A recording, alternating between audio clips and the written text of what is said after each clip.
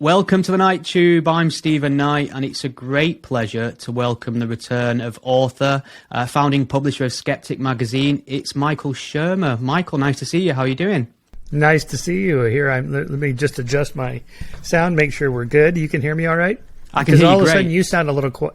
Okay, you sound a little quiet to me now. How about this? Oh, that's better. Perfect. Okay, good. We're good. All right, so we're rolling. Let's settle this debate once and for all then. Is it Skeptic with a C or Skeptic with a K, and why? Come on. It's the correct American spelling. the correct American English, right? Yeah. Yes, that's right. See? As in Skeptic. Okay. You've got receipts. I'll let you have that one. So I was just saying to you before we started, I really enjoyed your latest book. I was just telling you how timely it is. It's called Conspiracy, Why the Rational Believe The Irrational, I believe. I've got that right? That's the subtitle? Yep.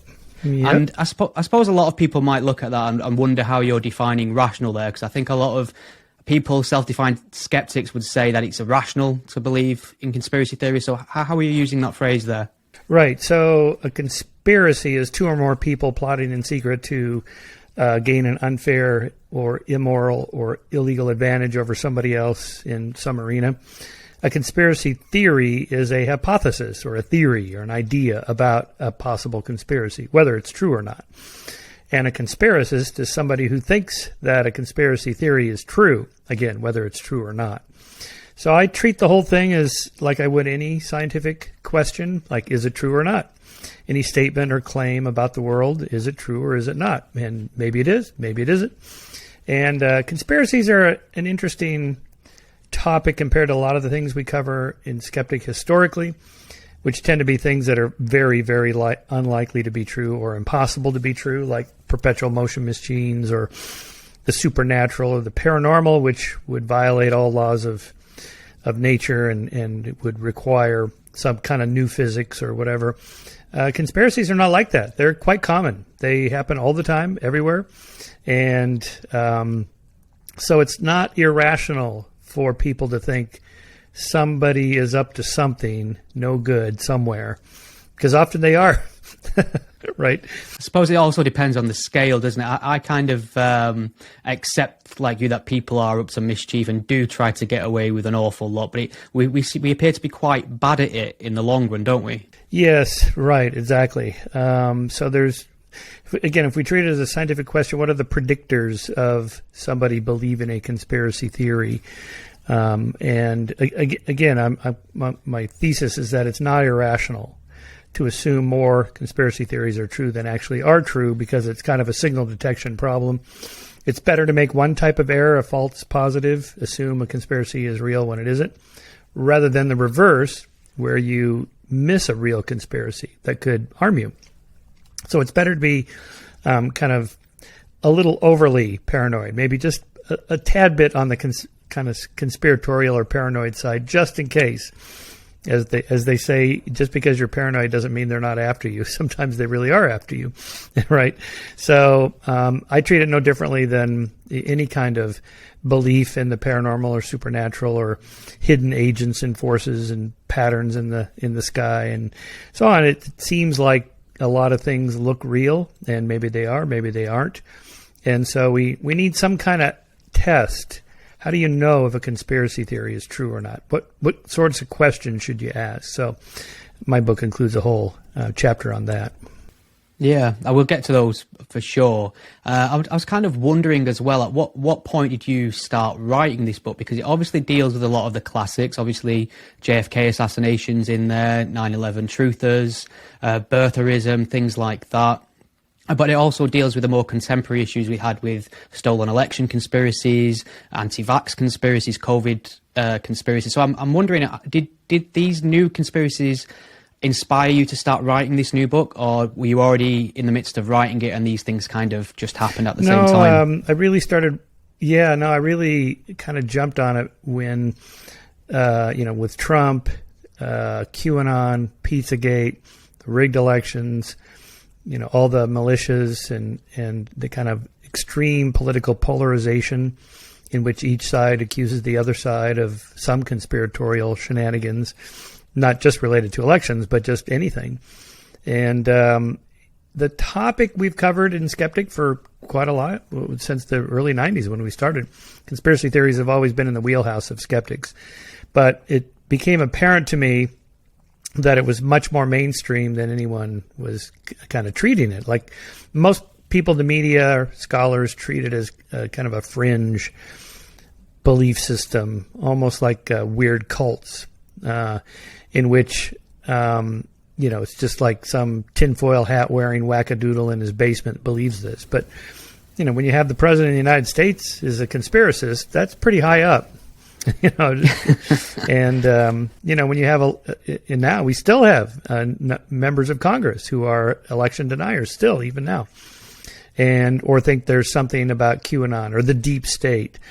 And but when you really look into it, each of these has a little element of truth to it. I mean, not all elections are fair, and sometimes there are shenanigans going on in elections, or improprieties, or inconsistencies, or anomalies. So it's not completely crazy to think, well, yeah, we really need a lot of checks and balances to make sure the elections are fair.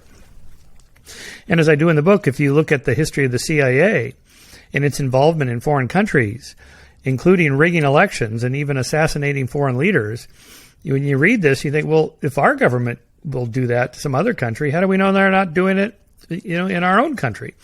And so, even though I come down pretty strongly that Lee Harvey Oswald acted alone in assassinating JFK, the idea that the CIA or the FBI might have been involved in something like that is not irrational, because they have done things like that historically. We didn't find out about these until some congressional investigations turned this up in the 90s, that the that the CIA was involved in these kind of foreign elections and the assassination of foreign leaders, or so it's just the most famous example being Che Guevara, who was Fidel Castro's sidekick there in the Cuban Revolution. He was assassinated in the 70s, and it was a CIA hit job. I mean, they hired other people to actually kill him in that particular country, but that was their doing, or the FBI's COINTELPRO, the counterintelligence program, in which they planted spies in U.S. American civil rights groups to spy on them, to make them look bad, to make them look like they committed crimes that they could be tried for, all the way up to blackmailing Martin Luther King Jr. They tape recorded his extramarital affairs in hotels and then threatened to make them public if he didn't go along with what they wanted him to do, which was kill himself. I mean, it's astonishing. You read this and you think, wow, our government was doing this? The United States government was okay. So if they can do that, surely the Russians do things like this, and the Israelis and the British, and everybody's got a secret service or intelligence agencies and so on that do these things. Okay. So this is my point, is that, when you hear somebody ranting like an Alex Jones, yeah, he's way out there, and most of the stuff he says is just nonsense, but it's not completely irrational. There are false flag operations. There are inside jobs as a pretense to go to war or to invade a country or whatever. These things do happen. Yeah, I agree. And you explained it really well in your book about these conspiracies really often serving an emotional truth for the individuals who believe them, whether it ties into just an overarching distrust of government in general. Maybe you can talk a little bit about that. Yeah, so my kind of three-tiered model or theory of conspiracism is to explain why people believe conspiracy theories as true is that it's a tribal conspiracism. It's the kind of thing my group believes. And so whether it's true or not is sort of beside the point. It's that, well, we're Democrats or Republicans or we're Catholics or we're Mormons or whatever your tribe is. If the other people in the group go along with it and believe it, there's an emphasis to do that, to kind of go along with it. The second one is proxy conspiracism. That is, the conspiracy theory itself is a stand-in for something deeper. Usually conspiracy theories are targeted about one specific thing. And if you look into it, so my case study there is like Pizzagate. the idea that Hillary Clinton is running a secret satanic cult out of a pizzeria. I mean, this has got to be one of the dumbest things I've ever heard. Right? I mean, what? Yeah. To drink the blood of Christian children and Hillary and Tom Hanks and Beyonce and what? What the hell are you talking about? At a pizzeria? But, so when a lot of people, and it's a non-trivial number that tell posters, they think there's something to that. Did they really think that? Did they really believe it? One guy did, Edgar Welch, who went there with a gun to break up the crime. He made a video with his iPhone while he was driving to the pizzeria. It was a couple-hour drive, and he was telling his daughters, I'm going in to break up this crime. I would do this if I thought somebody was doing this to you, and this is an important thing. This horrible thing is happening, and no one's doing anything about it. I'm going in. And so he gets to the pizzeria, like, where's the basement? Well, there is no basement. What? So he kind of shoots up the ceiling and then some rounds of his gun as well. I imagine that he did, yeah. And he went to jail for that for a couple of years, and he was embarrassed and apologetic about it. But most people, these are mostly Republicans, because it's a conspiracy theory about Hillary and the Democrats. Most people, I think, when they say, "Yeah, I think there could be something to that," I don't think they really believe it, like Edgar Welch did, to the point where they go there with a gun because no one was doing anything about it. I think it's kind of a proxy. It's a stand-in. It's a tribal thing. Our side thinks the other side is evil, and we hate Hillary. We don't like the Democrats. Those libtards are trying to destroy America, and look what they're doing. They're trafficking children out of a pizzeria. Now, so if I take one of these people to Comet Ping Pong Pizzeria, which was the place in Washington, D.C., and said, look, there's no pedophile ring here. There's nothing. People are just eating pizza. It's not like these people are going to go, oh, so that was all bullshit. Okay, in that case, I'll vote for Hillary. They were never going to vote for Hillary. They hate the Democrats. They hate the Clintons. And so the conspiracy theory itself, whether it's true or not, is beside the point. It's a stand-in for something else. Power, who has it, who doesn't, what the other side is doing, it's a kind of deep political tribalism. And the conspiracy theory then is just a stand-in for that. And it doesn't really matter what the conspiracy theory is. It's just that those people are up to no good. Yeah. And you can see this, just watch Fox News any night. And the evening commentators are just ranting on about what the liberals, the left, is doing. And it's all pretty much conspiratorial in nature. They're trying to pass this legislation about immigration, but what they're really doing is trying to destroy America. And then, people watch this and go, oh my God, I don't really know what to think about immigration, but I don't want those people to destroy my country. Right? Yeah. And if you look at the roundup of the people on January 6th, that insurrection against the Capitol building, these were not, again, tinfoil hat wearing wackadoodle weirdos. They're pretty much normal people. I mean, some of them were pretty well off. They flew there in their private jets, and others, were like lawyers and doctors and careerists and professionals, and they were going in thinking that conspiracy theory was true, that those Democrats are trying to steal the election. And this is my 1776 moment. Several people said this, this is I'm like Thomas Jefferson or John Adams or George Washington. We're going to fight against the British, and we're going to declare our independence. And this is going to be like a second revolution. And I'm part of it. So this also tells us something a little bit about conspiracy theories. They're very entertaining. They're very engaging. They're morally engaging. Like, oh my God, this is my moment.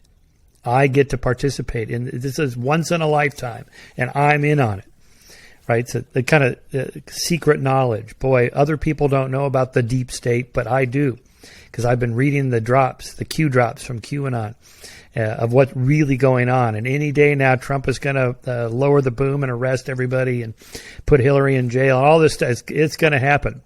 And just like end of the world predictions by religionists, they put a date on it, nothing happens, and then they recalibrate the date, and it just never ends. Yeah, I was just going to make a point about it, very similar to Revelations here. I mean, in terms of the Capitol riots, Pizzagate, I mean, to me, it feels like the world of conspiracy theories got a whole lot more sinister over the years. I mean, you've been doing this forever, and it feels like a lot of the time, conspiracies, although infuriating, sometimes offensive, they can almost be quite quaint when you look at sort of UFO conspiracy theories, moon landing hoax, even 9/11 to an extent. That's one that personally infuriates me, but when it's all said and done, I think, well, that person's just wrong and nothing else happens. But you put these conspiracies now in the context of an election, vaccines, and all of a sudden we see some really dark consequences to that. Has there been an escalation in these things, or am I just noticing it a bit more? Well, there's a little bit of the availability heuristic there. We see these things a lot more now because of social media. But studies by scholars of conspiracy theories show that they've always been around. They've always been pretty mainstream. There was a study done by two political scientists of letters to the editor of the New York Times for a century. And the kind of rate of conspiracy theories is pretty stable throughout the 20th century. What the target is, who thinks who is doing what to whom, changes, of course. But if you look at like the 1890s and 1900s, first decade of the 1900s, the aughts, there was concerns about what the Mormons were doing or what the Catholics were doing to rig elections and distort American politics. And of course, the Jews are always in 1920s, 1930s. The Jews are up to no good. Or the war profiteers after World War I. There was a lot of conspiracy theories about what the merchants of war in the military-industrial complex, it wasn't called that then, but that's what we would call it today, we're up to. And so there's nothing new about the kind of conspiracism we're seeing now. It's just that it elevates to a higher level because of social media. It can spread through culture much faster overnight, really. And that kind of started, the type specimen of that was that 9/11 truth film, Loose Change. That was the first viral video. And, it was seen by tens of millions of people. And, and it spread the 9/11 truth conspiracy theory much more rapidly than, say, the JFK conspiracy theories in the 60s and 70s. Those were mostly conducted by just regular people meeting in hotel conference rooms with their little mimeograph newsletters and, a couple dozen followers. Now you can have, a couple million followers overnight with your conspiracy theory. And that's what's new, is the kind of the reach that they have. And, if maybe you hear about something, the vaccine and the COVID vaccine conspiracy theory, whatever it is, and you look it up, you can find lots of sites and people citing studies showing that myocarditis is the result of the vaccine, whatever. And it's astonishing, just instantly. Whereas it would have taken some effort before that most people weren't interested in putting in to follow it. Yeah, you touched on a great point there about the internet, because it does appear that people can live alternate realities quite comfortably and do so secure in the knowledge that they're 100% correct, because they can instantly find affirming pieces of information to corroborate their, suspicions about vaccine side effects or the efficacy of ivermectin, things like that. Are these people, in your opinion, worth pushing back against when they propagate some misinformation or some conspiracy, or are these people best ignored? What's the best tactic? Well, it depends on how prepared you are. If you're not prepared to challenge the person making the conspiracy theory, then you're going to look bad. So it does take some homework. Like, I can debate pretty much anybody on JFK, 9/11 truth, the Obama birthers, QAnon, deep state stuff. The vaccine stuff is so new. And the goalposts were changing so rapidly, in late 2020, 2021, to what extent should we do this or that, close schools, wear masks, don't wear masks, get the booster, don't get the booster, whatever. It was so new, it was hard to stay up on top of it. So I saw you posted something about you and I are going to have this conversation, and what do you want me to talk about? I saw a bunch of people posted things about how come you didn't challenge Brett and Heather Weinstein on it's on my list. vaccine stuff. Yeah. Oh, good. Well, so let's address it now. I mean, part of the problem was that when their book came out, which had nothing to do with that, it was a book about, hunter-gatherer lifestyle and how we could apply our evolutionary history to the modern world. And, that's what my podcast is about. It's talking to authors of new books. And, when we booked it, it was right after that, I was going to talk to him in like a week or two. And they started kind of going down the vaccine conspiracy theory rabbit hole. And, I just didn't have time to like read, article after article after article. And this is what happens in other areas that if you're not prepared, I've seen people look bad if they don't read what the actual arguments are and then look up the fact, kind of fact checking what that article says. Where was that article published? And, was it properly peer reviewed? Did somebody, even if it was, so what? Lots of stuff gets published that's peer reviewed that turns out to be crap. And so it just wasn't possible to, that would be a separate debate, really. I mean, just kind of would have to set it aside. And this is not what I do. I'm not an epidemiologist. I don't study vaccines, and so I'm not a medical doctor or researcher. I mean, I could do it if I took a couple months and really read. But there's already people that do this. They're ready to go, right? So, I mean, it would be interesting to have like Brett or who's that guy that Robert Malone that Joe Rogan had on his show, to have them on with somebody who knows what they're doing, somebody who works at the CDC or, some physician that's an epidemiologist and he's a researcher on vaccines that has 100 facts at their fingertips, so that when the conspiracy theorist comes up with some really, really obscure thing, well, did you read that study in this journal published 6 months ago? And if you don't know it, if you haven't read that article and then looked up to see if the methodology was sound and so on, then you just look bad. Well, if you read that article, you'd know I'm right. Well, so I've seen this with biologists trying to debate creationists, and they usually look bad because they don't know what the arguments are. Because the creationists are not doing biology. They're not making arguments about science. They're doing something else. If you don't know what that is, what their strategies are, what their techniques are, then you're going to look bad. Same thing with Holocaust scholars. I saw them trying to debunk the Holocaust deniers, which I ended up writing a book about. And that took me like 3 years to really answer all of their arguments about why they think the Holocaust was a hoax, or it didn't happen the way we think it did, or it was some kind of conspiracy by Israel or the Jews and so on. It took a long time, a lot of research to do that. So you have to be careful when you address somebody's claims publicly. Now, someone like Joe, he doesn't have a pretense to being a journalist in the sense of like a New York Times or a 60 Minutes or, some news outlet that has a team of researchers that look stuff up. And then you put your correspondent there with 50 questions ready to go with the facts at their fingertips because you have researchers to do that. Joe is he's just chatting with people. And, whether he wants to have a debate or not, it's up to him, his show. So he's not obligated to do that. But that would be the way I would approach it. It's difficult because I'm perfectly in favour of open conversation and the right to platform and speak to whoever you want. I'd be a massive hypocrite, obviously, if I didn't feel that way. But I do see some of the damage that format has when you have somebody on there who's completely unchallenged to rattle off, whatever they like. Majid Nawaz comes to mind, someone who I used to really respect and support. He seems to have fell down the anti-vax rabbit hole, and he got on Joe Rogan and said a lot of questionable things. And we mentioned Brett Weinstein then. I was wondering, do you have a better handle on now, since you spoke to him, about what kind of, where he is in that, whether he's making sense, whether he's completely lost to conspiracy on the idea of vaccine harm and ivermectin? Have you looked at that in any great detail since?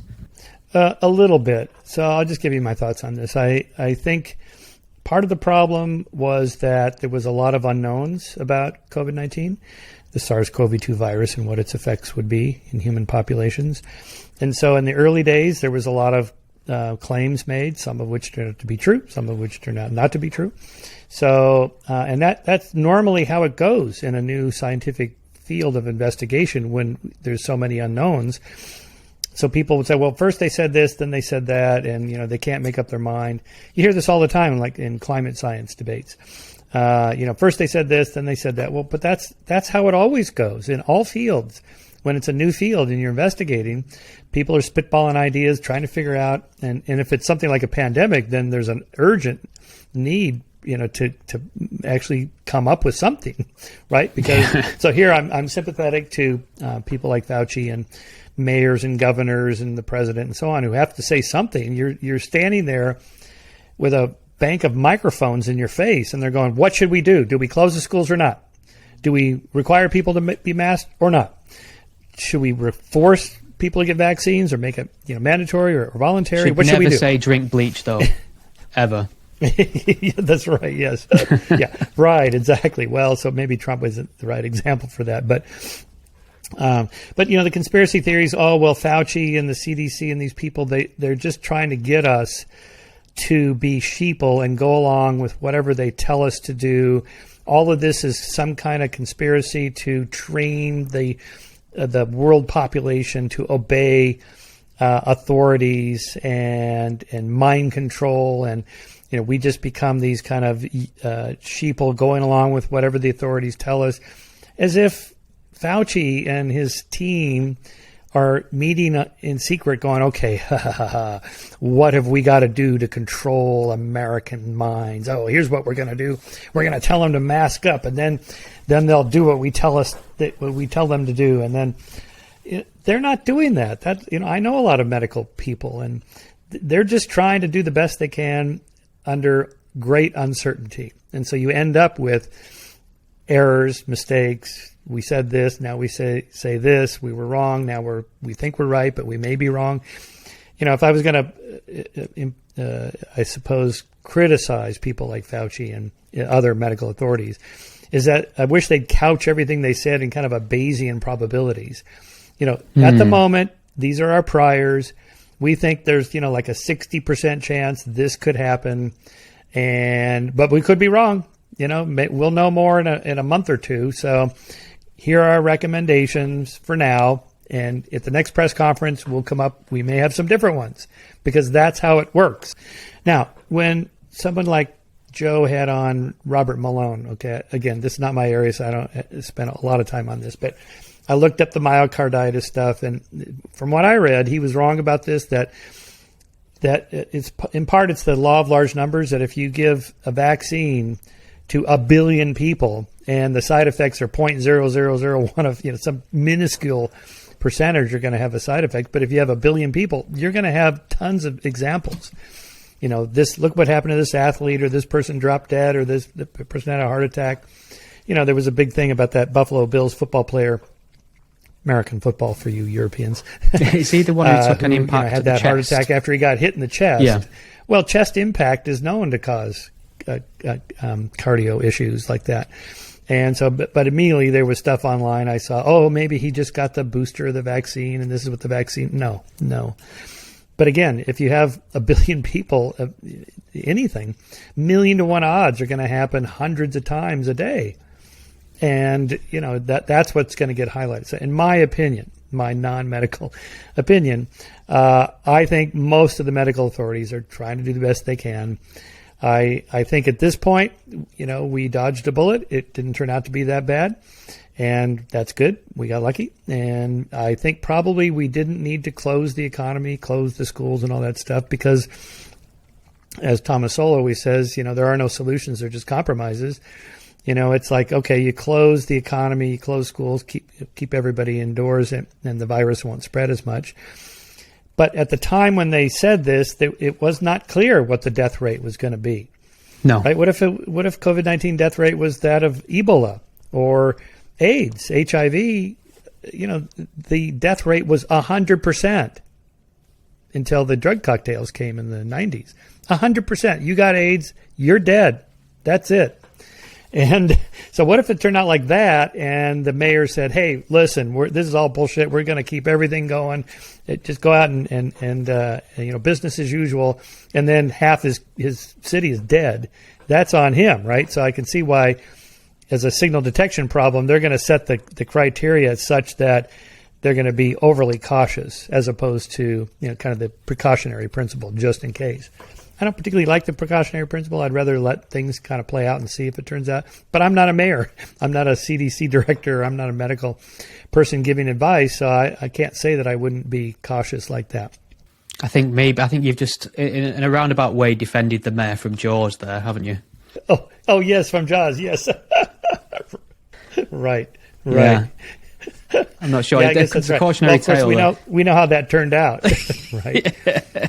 Again, this is the problem. The hindsight bias. Oh, look, now the consequences of keeping kids out of school on Zoom or whatever, which is worthless.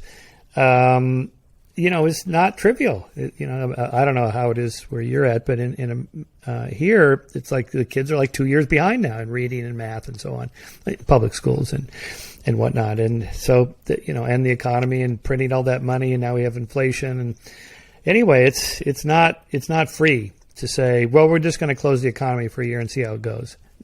No, that also has huge consequences.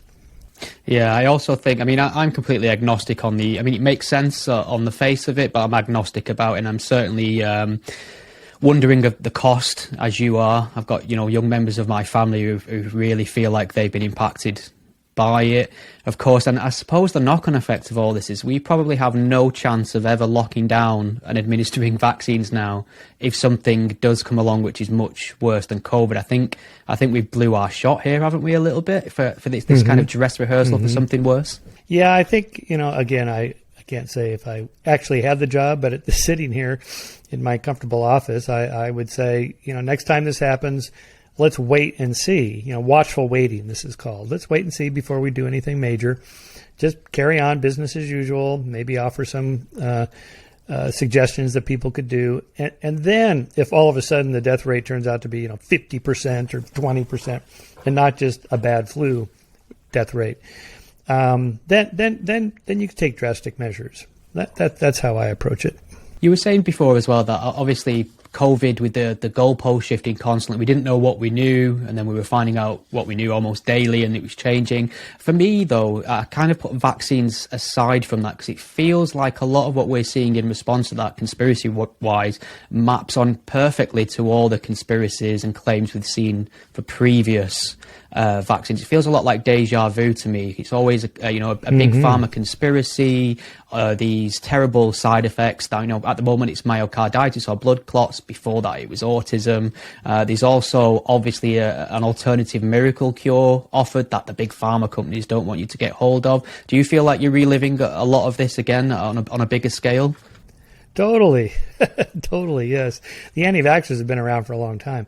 Actually, it even goes back to 1890s when I was writing my biography of Alfred Russel Wallace, who co-discovered natural selection with Darwin.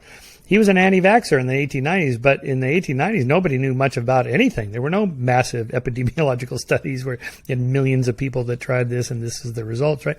So that's been around. I think there's something... I've been thinking about this. Why there's anti-vaxxers? Why are there no anti-antibiotic people? People take antibiotics like, oh yeah, of course, yeah, I've got to take my antibiotic. And there's no conspiracy theories about it. Like, oh, big pharma's making money on antibiotics. Well, they do. How come no one makes a big deal about that? There's something about injecting yourself. First of all, antibiotics, you just take pill form. It's different than a needle. Needles do feel differently, and also the idea of injecting a part of the disease that you don't want to get. Intuitively, I think that feels weird. It's almost like, well, but what if I get it? I'm giving myself now the new RNA-based vaccine. You're not doing that. It has no part of the SARS-CoV-2 in it. But again, that's so new, and people aren't used to that. And there's a history of anti-vaccination that carried over with momentum with people like Robert F. Kennedy Jr. And, to the point where his own family rejects him. And, I watched his film and it's like, this is just so much bullshit. But again, it would take like another film or, like a 10,000 word piece rebutting everything he says in that film. And I hope somebody does that. Maybe they have already. I just don't have the time, and that's not my area. But that's the problem. Again, with people like that Plandemic film, it's like, oh my God, there's like 200 things that she said in there, each one of which you'd have to fact check Fortunately, somebody did. In fact, I think the New York Times fact checked, but other people too, showing this was just complete nonsense. And that was pretty early on also in the pandemic.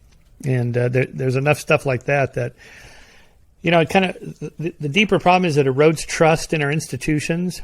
So the average person has no means of fact checking those things. How do you do that? Who has the time? I got to go to work.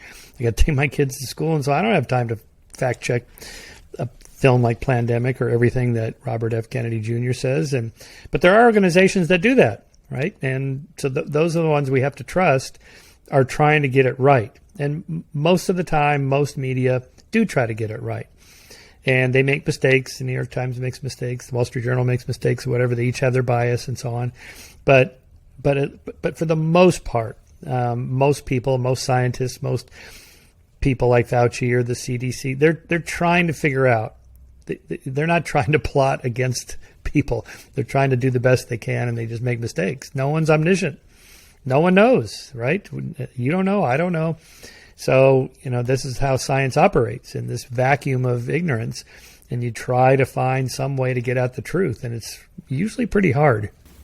Yeah, no, I agree. And I suppose it comes back to that, the question I asked you previously about whether it's even worth attempting to debunk it, because somebody, for instance, may do a whole debunking on the claim that the vaccine is directly causal to blood clots, for instance, and somebody coming into this conversation for the first time may just see the word blood clots, and that idea has been planted in their head where it wasn't there before. So there's that fine line, isn't there, to dedicating your time to debunking all this. I mean, is it? You mentioned in your book that people aren't particularly receptive to facts, facts that challenge their notion.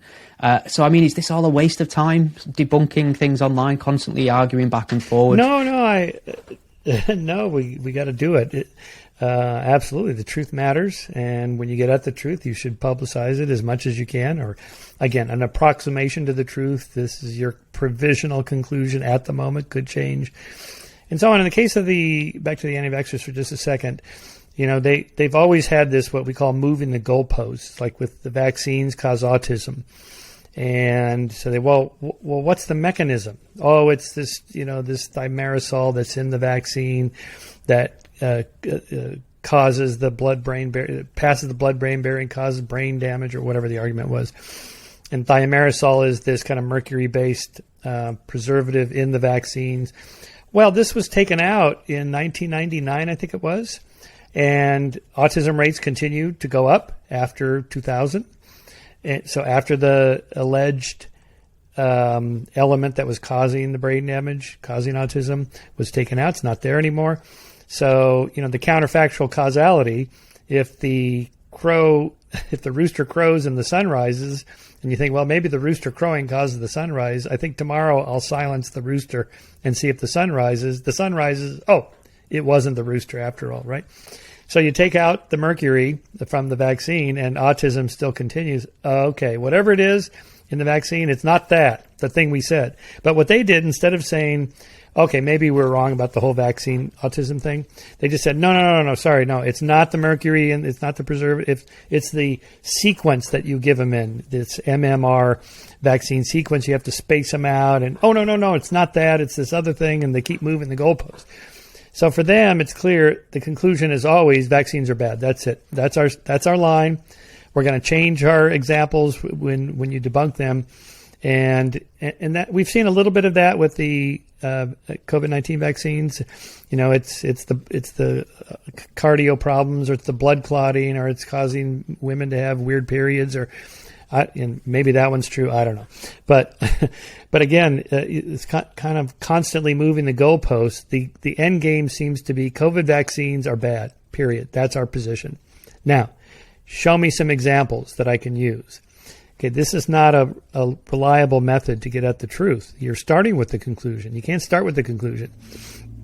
And most vaccines, all vaccines, have side effects. Again, there's no utopian solutions. They're just compromises, right?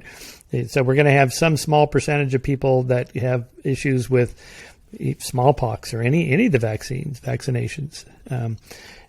But we're willing to pay that price because it's better for that millions and millions of children don't die from these communicable diseases. We've already made that decision for other vaccines. And so this is really just kind of glomming on to what's been around for decades.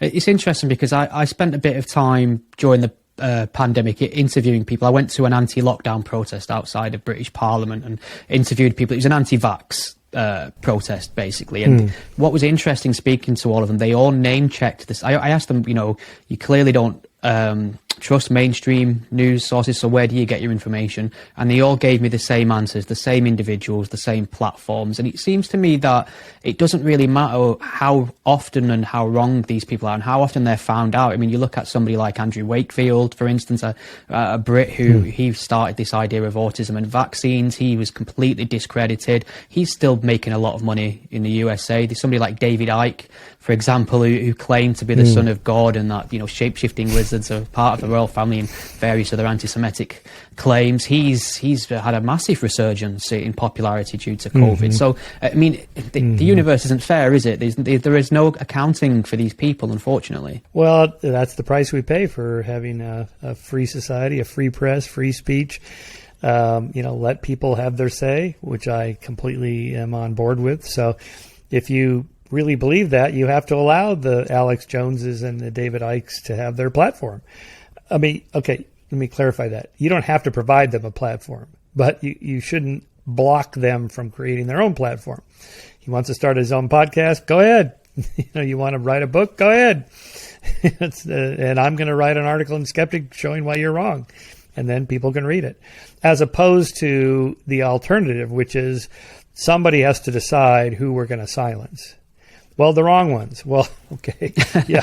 How do you know who's wrong and who's right? Well, I know. Okay. But you might be wrong, right?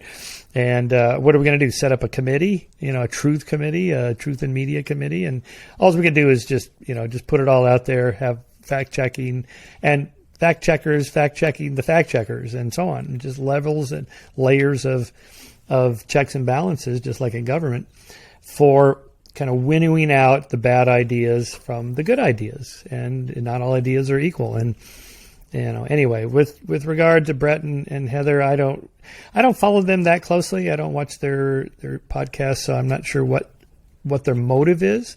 Maybe they really believe that what they're saying. I tend to think people say what they believe, so okay. But if I was going to have them on my show, or if I was going to appear on their show to talk about this, I'd have to either be super prepared or have somebody, at the ready to pull in here and go, okay, this guy studies this for a living. What do we know? In the same way that I get these theories of everything, that Einstein was wrong and Hawking was wrong and Newton was wrong. I've worked out this theory of physics, and here's this really weird, quirky thing about quantum physics. So this shows my idea about consciousness is right. Something like this, right? Well, what do I know about quantum physics? Nothing. But I can call up some of my friends who do this for a living and go, okay, he's telling me this weird, the double slit experiment, say, implies that consciousness is, no, that's not what it implies at all. Here's what we know. Right? So somebody that knows what they're talking about, that's already gone through the vetting process. Right? And it's not like that scientists can't be wrong. They can be. But, when you get a consensus that develops over decades, in this case, quantum physics for a century, there's a pretty good chance they're probably right, and a very, very unlikely chance that they're completely wrong. The theory of evolution is very, very unlikely to be ever falsified at this point, because there's, almost a century and a half of testing. More than a century and a half of scientific testing, and, it's withstood the test of time. New theories, when you read these, this is part of the replication crisis problem in science, is that people were basing these completely new worldviews or theories based on like one experiment that got published in one journal.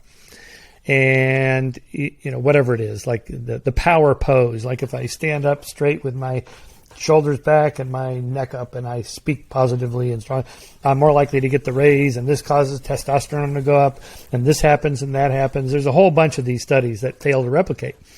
Or like if you stand at the top of an escalator versus at the bottom of the escalator and you ask people for money, people at the top of the escalator give more money at the bottom, or maybe it was vice versa, whatever. If you have a clean desktop on your computer, or actually physical desktop, you donate more money.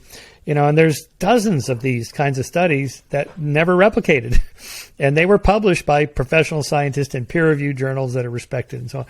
So clearly, it's not enough to say, well, yeah, I got this one study. That's never enough in science. So back to the vaccine thing. Well, did you read that study, at this weird journal that I never heard of? And they found that the vaccine causes this. Well, how about we wait?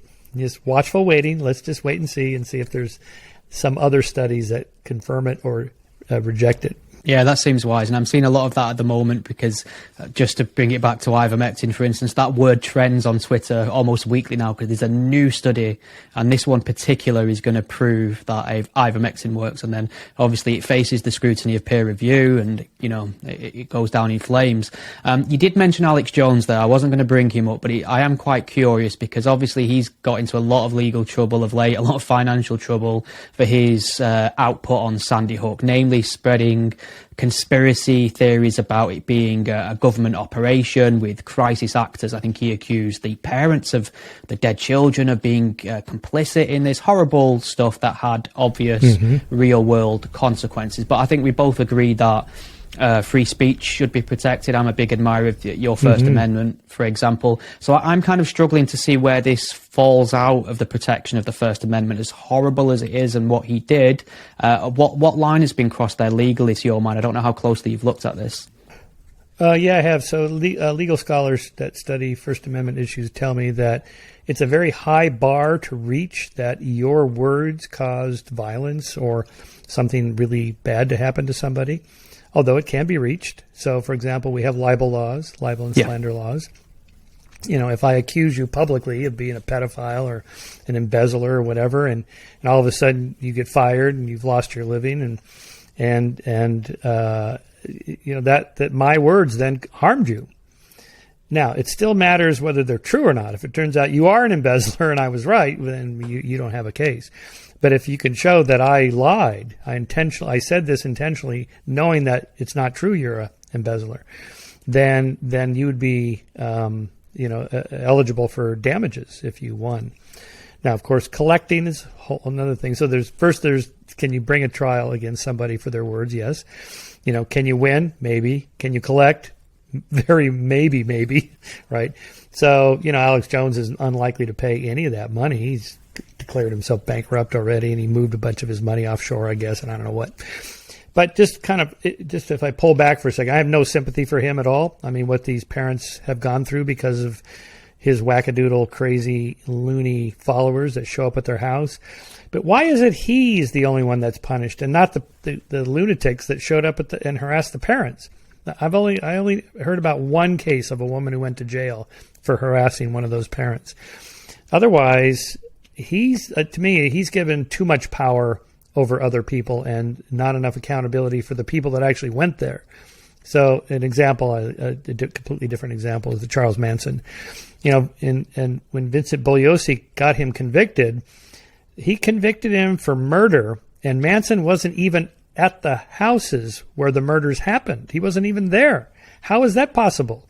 Well, he had undue influence over his cult followers, and they get convicted. But if you push that too hard, then they're not guilty. They're not culpable. They just were, like robots, like Manchurian candidates for Charles Manson. So to Bugliosi's credit, he managed to get both, both Manson and the girls convicted. That's a hard thing to do. Or just another test case, Trump and his speech, the morning of January 6th. Is he culpable? Well, if he doesn't give the speech, would the insurrection have happened anyway? Probably not.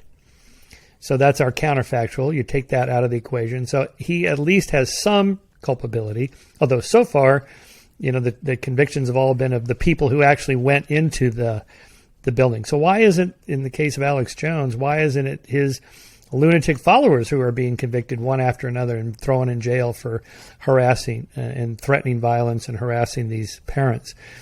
Not just Jones, but also his followers. I think you got to do both. it remains to be seen what will happen with Trump. I think I'm told by First Amendment scholars that it's unlikely you would be able to make the case that his words directly led to the insurrection. There's too many other variables at work there. Apparently, a number of these groups were already planning on being there anyway. So maybe even if Trump hadn't given that speech or said what he said, they might have done what they did anyway. So that's possible. Anyway, I'm kind of rambling here, but you get the idea. It's not simple, but I think there's plenty of culpability to go around.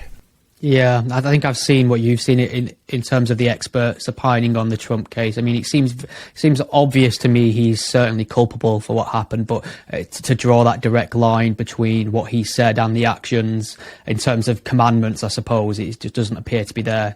I did want to ask you about something a little left field as well, because you mentioned Joe Rogan before, and you must have seen this, but I don't think I've heard you comment on it. Years back when they were getting ready to launch the all-female reboot of Ghostbusters, Dan Aykroyd was on the show, and he mentioned that Bill Murray had a cameo in that film, and he played a sort of psychic skeptic, which is a bit of an oxymoron, but he said that character was essentially based on you. Dan Aykroyd doesn't seem to think particularly highly of you.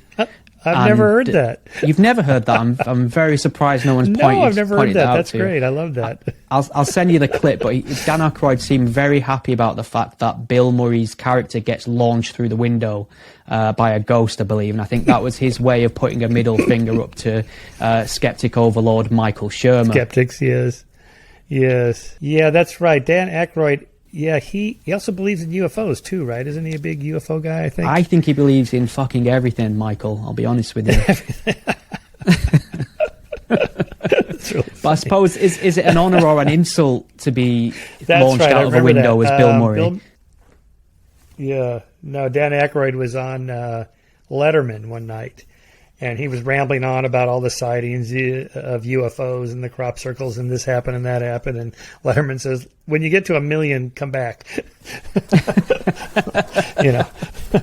Yeah, I think he said something about he'd like to let you spend a night in the old farmhouse he used to live in, and then you'd struggle to discount the existence of ghosts there. Maybe, but I have done that, actually.